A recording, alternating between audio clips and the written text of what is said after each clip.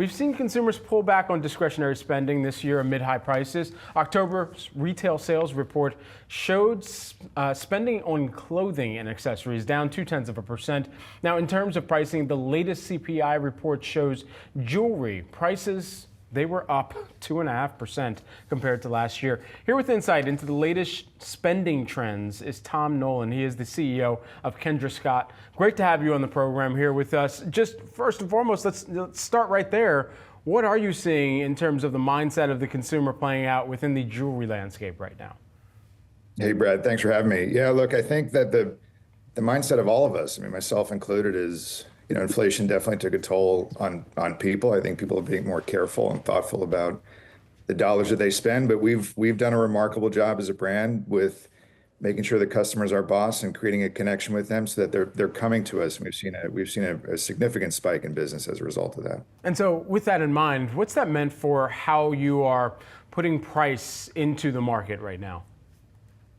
We have a high value proposition. We always have. I think one of the core tenets of our business is a high value proposition. So whether we raise prices or not, we want to make sure that we have an affordable price point for customers. And I think one of the things we think a lot about, Brad, is the fact that 82% of the US population makes less than $100,000 a year. 87% of the global population is in that boat. So we want to make sure we have something for everybody. And it's one of the reasons that we've had 42 over the last 46 months of almost double-digit growth as a brand. Really interesting. And so within that growth, where are the biggest opportunities for Kendra Scott to really lean in further, knowing where the newer consumers and especially younger consumers are gravitating towards some products that are available through your company and the competitive landscape as well?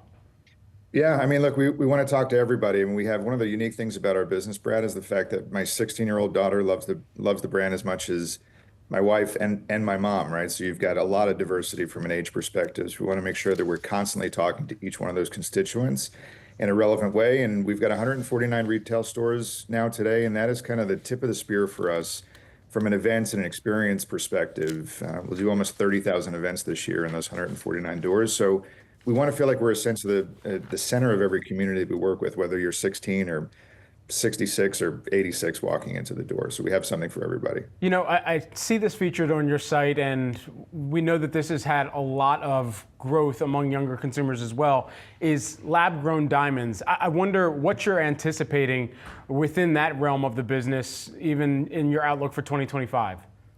Yeah, I mean, lab-grown diamonds are a core part of our business, and we launched fine jewelry several years ago.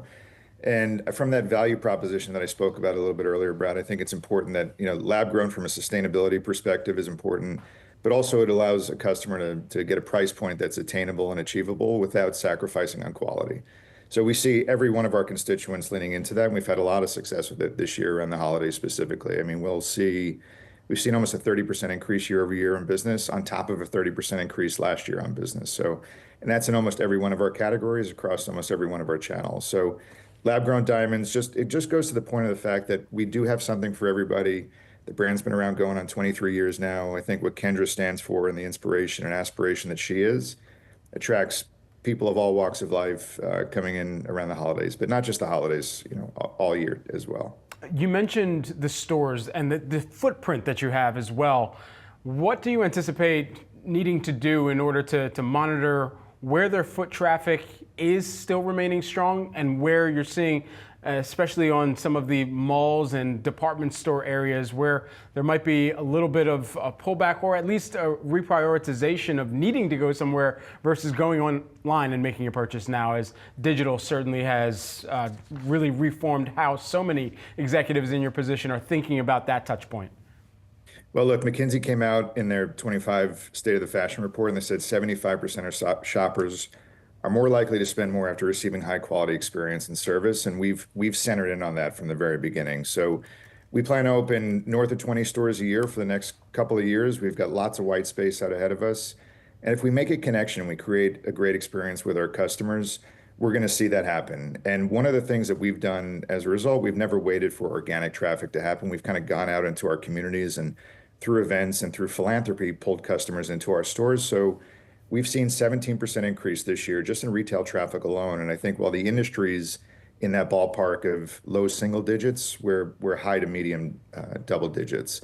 And I think it's because of, the way that we connect with our local communities, and we're not just resting on the laurels of hopefully customers will come in, because we're out of control of that, right? So we have seen a huge increase this year across outdoor malls, standalone stores, and also indoor malls. In fact, our number one performing store this year was in the South Park Mall. For Yellow Friday, we call Black Friday Yellow Friday here because yellow is our color, but it was in the Charlotte Indoor Mall in South Park. So we continue to be an outlier, and I think it's because the customer's our boss. We treat them the right way, and we offer a high value proposition, quality product. Tom, just lastly, while we have you here, I mean, you've had leadership positions either on the corporate side or on the board side for companies and ranging, and our viewers are seeing a few of those. You were previously at Ralph Lauren, you were previously at Condé Nast. What has this pivot been like for you being at Kendra Scott? Do you consider a pivot at all? And what lessons would you give to others who are trying to orchestrate and make sure that their skills are transferable across so many different types of entities and businesses that they would want to work with? Yeah, thanks, Brett. I've had a unique career. A lot of it's been on purpose, and this pivot has been amazing. It's been almost 10 years now that I've been on the board and also in an operating role here. But I'm a servant leader. I try to ask a lot of questions. I come with it from a place of curiosity, and I like being a teacher and a coach. And I think that served me well, not just here at KS, but it's served me well throughout my career. Humility is really important. I kind of came from nothing in my life. I'm the first person to graduate high school in my family. So I think that approach, and then hard work and perseverance and problem solving, and not acting like a know-it-all in the room. I don't think people really like that. I certainly didn't. So I've taken that approach. It served me well at Kendra Scott. We have an amazing army, filled with 95% female, almost 3,000 employees today. And watching this business grow over the last decade has just been remarkable. And it's been my honor to serve here. And in all the companies I work on serve on the board of, or I've worked at in the past. But I think it's just a consistency, treating people the right way, asking questions, hard work. It's kind of basic tenets for success in any walk of life, for sure. Tom, thanks so much for taking the time here with us today, and some of those leadership lessons as well here. Appreciate it. Thanks, Brad.